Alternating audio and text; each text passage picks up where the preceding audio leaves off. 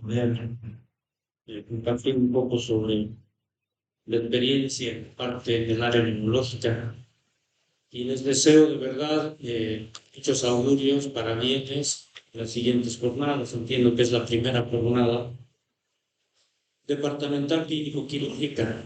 Entonces, nos quedó de última. Muchas gracias a los que todavía aguantan, es viernes, ¿sí? Ya las pilas se van acabando. Pero bueno, vamos a hablar. Hicimos algo más comprimido para tratar de que no nos ampliemos mucho y no nos dormamos, ¿ya?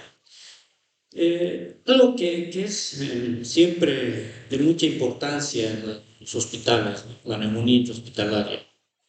Pacientes que llegan a ingresar por un TEC, por dolor abdominal, ingresan, qué sé yo, por un cuadro quirúrgico y pacientes que por ciertos factores que vamos a observar llegan a tener una infección de tipo, una neumonía, por gérmenes de tipo intrahospitalario.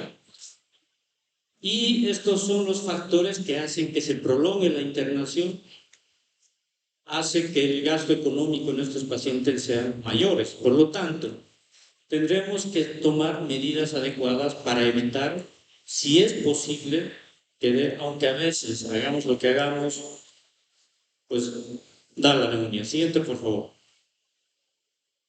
Dentro de las consideraciones generales, dice, es la tercera infección hospitalaria más frecuente, tras de la infección urinaria y tras de la infección del sitio quirúrgico. Y se entiende por qué va a dar una neumonía en un sitio quirúrgico, porque el paciente posterior a una cirugía va a evitar toser por el dolor quirúrgico, va a estar echado, ¿sí? Y eso va a condicionar a que en un ambiente hospitalario, pues gérmenes puedan colonizar la vía aérea superior y, en consecuencia, llegar a tener infecciones pulmonares de tipo intrahospitalario. Es causa importante de ingreso a UTI, aunque tratamos siempre de evitar que este paciente llegue a terapia, pero pese a los esfuerzos que se puedan hacer, desde medidas generales, tratamientos empíricos que se vayan a iniciar, pues algunos pacientes, por los factores de riesgo que tienen, lamentablemente llegan así a terapia y llegan a hacer una neumonía, intubación, asistencia ventilatoria, traqueostomía, como bien mencionaba anteriormente el doctor Martínez, la fisioterapia. O sea, vean ustedes cómo se va complicando un paciente a raíz de un cuadro infeccioso neumónico, ¿sí? Tiene alta mortalidad y dice, a pesar de su elevada prevalencia, se debe considerar que es sobrediagnosticada. ¿Qué es lo que pasa en la vida o en el ejercicio diario de la medicina? Ingresa el paciente diabético, hipertenso, con un EPO compensado, se ingresa por un TEC. A la semana empieza a tener ciertos crépitos y, bueno, y elevación de leucocitos en un hemograma. Y nos dicen valoración porque estamos pensando en una neumonía. Cuando puede haber otras causas que estén haciendo que aparezca crépitos, que aparezca fiebre. Entonces será un reto para el neumólogo definir y decir si realmente estamos frente a una neumonía o descartar, ¿sí? Ya que el uso indiscriminado de antibióticos pues nos van a generar infecciones o resistencia bacteriana. No siempre se llega a saber el eje etiológico, esa es la realidad. Hablábamos de un ejemplo de un paciente quirúrgico, no va a poder toser, no va a haber secreciones bronquiales, entonces no se logra conseguir a veces un esputo, que es lo elemental para identificar si hay algún germen y dirigir de mejor manera el tratamiento para ese germen. Entonces, en muchas ocasiones terminamos haciendo el tratamiento empírico, según las guías. Importante conocer el perfil microbiano hospitalario. Es distinto un hospital, posiblemente el San Juan de Dios tenga un perfil microbiológico distinto, con patógenos resistentes de distinta familia o resistencia, y nuestro hospital que tenga ciertos gérmenes que conozcamos y nos permita eso iniciar tratamiento antibiótico de manera temprana y resolver el caso. Siguiente, por favor. Ahora, tenemos factores intrínsecos relacionados netamente al paciente y extrínsecos a los factores adicionales del paciente, ¿sí? Que pueden facilitar la infección o una neumonía de tipo intrahospitalario. Dentro de los factores intrínsecos están las enfermedades crónicas, EPOC, diabetes, hipertensión arterial, insuficiencia cardíaca, etc., que condicionan, sí, a que tenga una neumonía el paciente que ingresa a un hospital.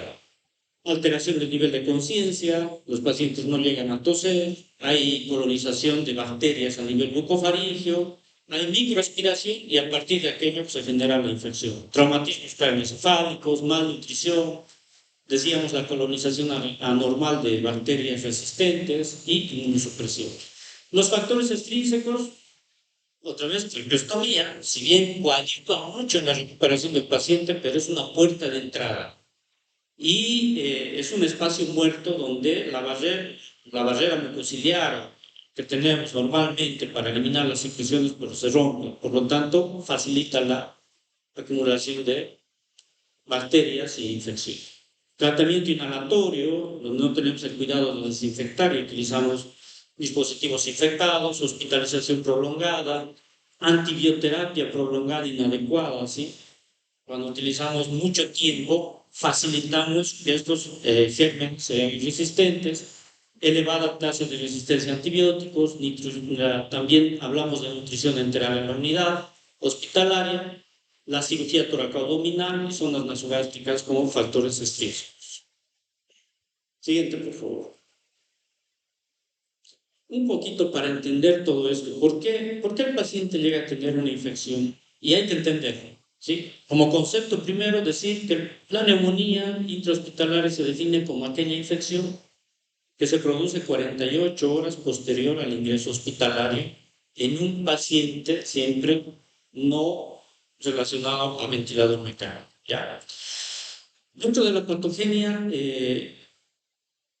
decíamos que hay aspiración de secreciones bucofaríngicas. Recordar que tenemos barreras naturales que evitan que progrese una bacteria hacia el pulmón.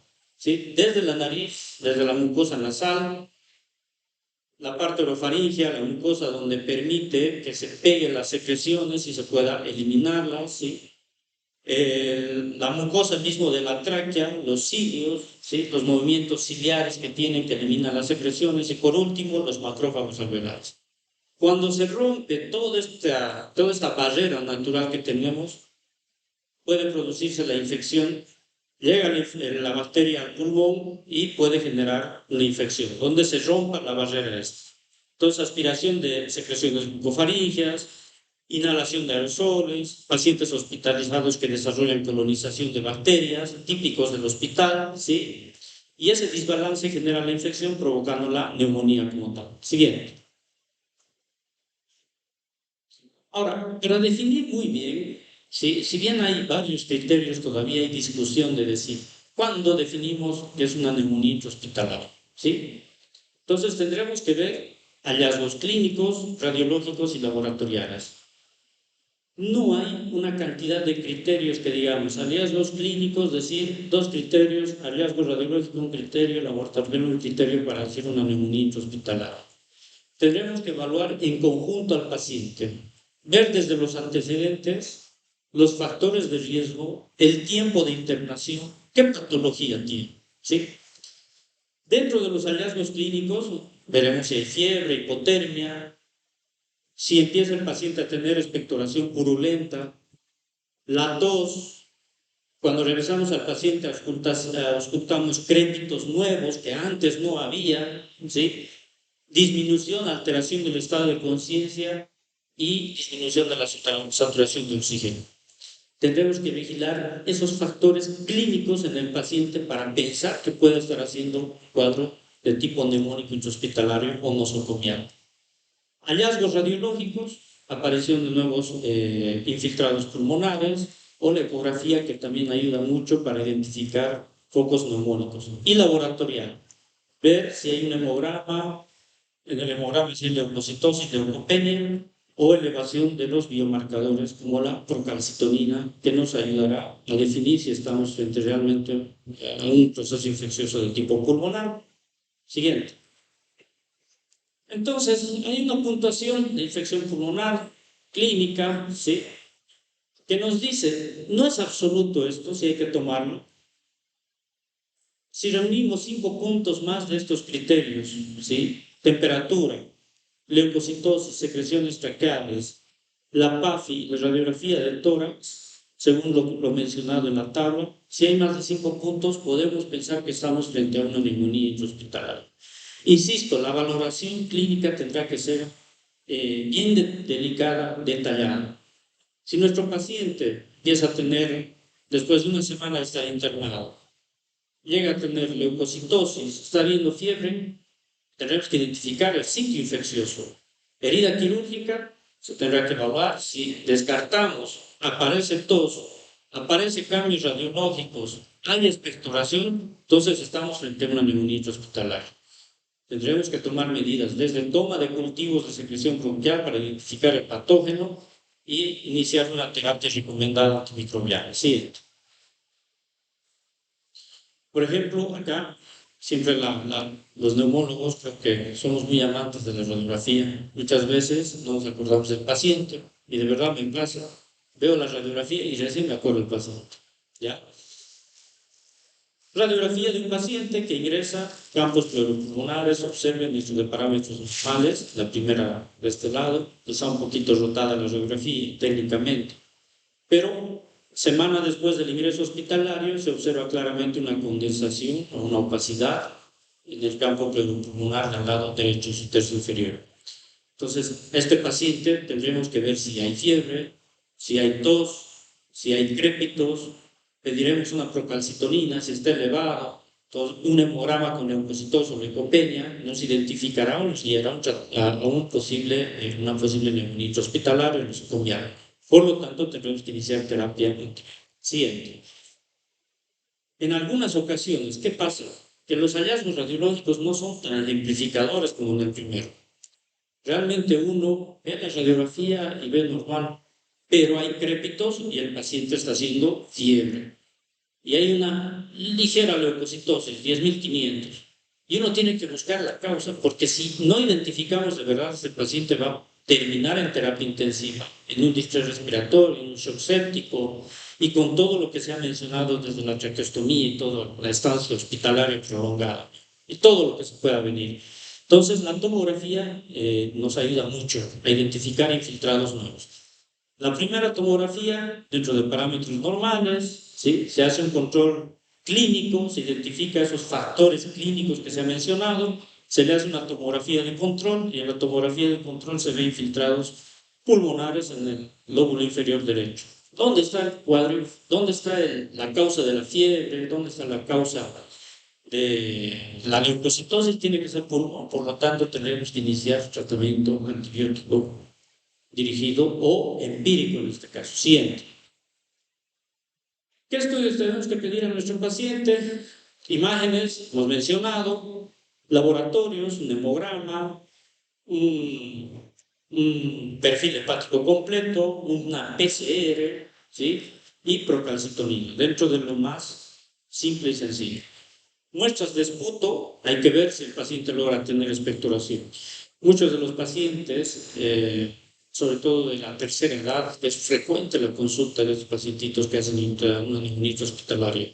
Son pacientes con Alzheimer, pacientes con secuelas de ACV, que no pueden manifestar sintomatología, o sea, ni tosen los pacientes. Solo tienen un mayor deterioro neurológico y a la auscultación aparecen crépitos o disminución de la saturación de oxígeno en 2-3 puntos. Entonces, estos pacientes es difícil de que se tome una muestra de esputo para identificar el germen causal de la neumonía. Entonces, en estos casos, tendremos que evaluar si el paciente puede ser candidato a una fibrobroncoscopía. Siguiente, la broncoscopía nos ayudará mucho para identificar el patógeno causal del cuadro infeccioso pulmonar. Tendremos que evaluar si ese paciente se va a beneficiar o es que hay mucho riesgo de que se someta a un proceso, a un procedimiento invasivo. Siguiente, por favor. Entonces, veremos la evolución clínica. Siguiente. Y tendremos que definir, esta es una fotografía tomada en terapia intensiva de la Caja Nacional, es un paciente intubado, ¿no? Pero en pacientes que están no intubados, tiene rentabilidad alta que tomar muestras de lavado broncoalveolar para identificar el germen. Siguiente. Acá, por favor, un video de un paciente. O sea, acá es suficiente, ¿no? Un paciente que está ya más de 20 días, 30 días internado por un ACV, secuelas de ACV, llega a tener expectoración, o sea, no llega a expectorar el paciente porque no tiene lo que decía el licenciado, fuerza muscular, ¿sí? Está postrado en cama mucho tiempo, se acumulan las secreciones en la vía aérea. Hizo terapia antibiótica, múltiples esquemas antibióticos y el paciente sigue con deterioro respiratorio, no se le puede mejorar la situación. Entonces, en estos pacientes lo que queda hacer es una broncoscopía y como se ve en el video, bastante secreción purulenta, ¿sí? Entonces se le hará un lavado broncoalveolar, una aspiración de secreciones, con el fin de identificar siempre, mandar al laboratorio a todo estudio microbiológico y determinar la causa principal, por qué está produciéndose la neumonía y la estancia prolongada en el hospital. Siguiente. ¿Qué estudios vamos a pedir en un paciente con que le hagamos una broncoscopía de lavado broncoalveolar? Cultivo antibiograma para gérmenes comunes. Eso es lo primero, ¿sí? Quizá un poco lo que tarda mucho son 3 días, a veces en nuestra institución un poco más, y ya el paciente, si no tomamos medidas rápidas, este paciente pues hace un shock séptico, una falla respiratoria y puede evitarlo. Entonces tendremos que iniciar tratamiento antibiótico y tomar muestras. PCR para patógenos respiratorios, hoy por hoy hay mucha facilidad, ¿no?, de conseguir PCRs que prácticamente en el día nos identificarán ciertos patógenos y tomar acciones de manera temprana. El Filan-Ray también nos identifica si hay resistencia a ciertas cepas que son resistentes y también está además hacer una citología de lavado broncoalveolar. Siguiente, por favor. Este algoritmo ayuda mucho a definir el tratamiento, ¿ya? Primero, tendremos que hacer un examen microscópico de la secreción. Ejemplo, no siempre hay.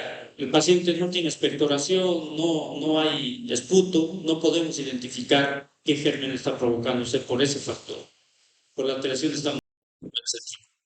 Iniciar una terapia antibiótica empírica, ¿sí? Teniendo siempre en cuenta cuál es la flora microbiana que tenemos propias en la unidad, en el hospital, en el servicio. ¿Sí? Si tenemos una pseudomona que es sensible al carbapenems, pues tendremos que empezar el tratamiento empírico con carbapenems. Dice, entre el segundo y tercer día de tratamiento, comprobar los resultados de los cultivos, que es lo que tarda, 3 días. Si el cultivo sale negativo, debemos buscar otro patógeno o decir este paciente es candidato a una broncoscopía. Si está al tercer día, no hay mejora clínica, el resultado del cultivo es positivo, debemos ajustar los antibióticos y buscar otra causa infecciosa, ¿sí? Ahora, si al tercer día de inicio del tratamiento empírico, ¿sí?, hay mejora clínica del paciente, el resultado del cultivo es negativo, el tratamiento debe continuarse hasta el 7º día. Esto es importante, ¿no? Y si el paciente tiene un resultado de cultivo positivo con mejora clínica, pues se debe constituir el tratamiento mínimamente con 7 días de tratamiento. Este algoritmo nos ayudará mucho a definir y a organizar qué es lo que debemos hacer en función a la evolución y ver la respuesta terapéutica al tratamiento que se ha iniciado. Siguiente. Ya para ir a lo último, ¿sí?, ¿qué debemos hacer en los pacientes con diagnóstico, con sospecha o ya con una alta probabilidad de neumonía nosocomial? Si estamos frente a un paciente MDR, debemos iniciar con alta mortalidad, iniciar monoterapia antibiótica, ¿sí? Si estamos en un paciente mayor al 15% de riesgo de mortalidad y riesgo de estar infectado por una bacteria MDR, multidrogo resistente, sin shock séptico, iniciar monoterapia con antibióticos que cubran bacilos gram negativos, que son la mayoría que afectan, ¿sí? Hablamos de Pseudomonas, Acinetobacter, Enterobacterias, Estafilococo aureus, meticilino resistente, ¿no? Y si hay shock séptico, asociar vancomicina, ¿sí?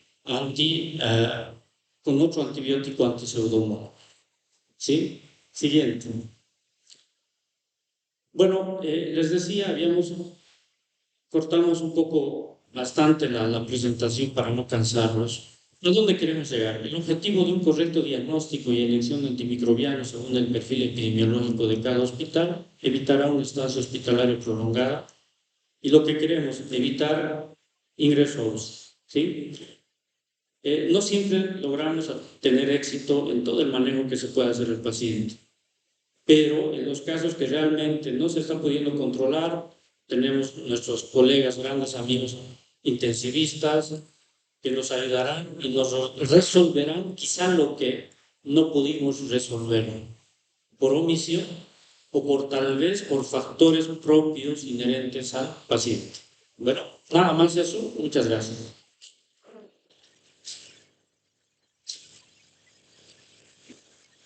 Doctor, y es así como finalizamos nuestro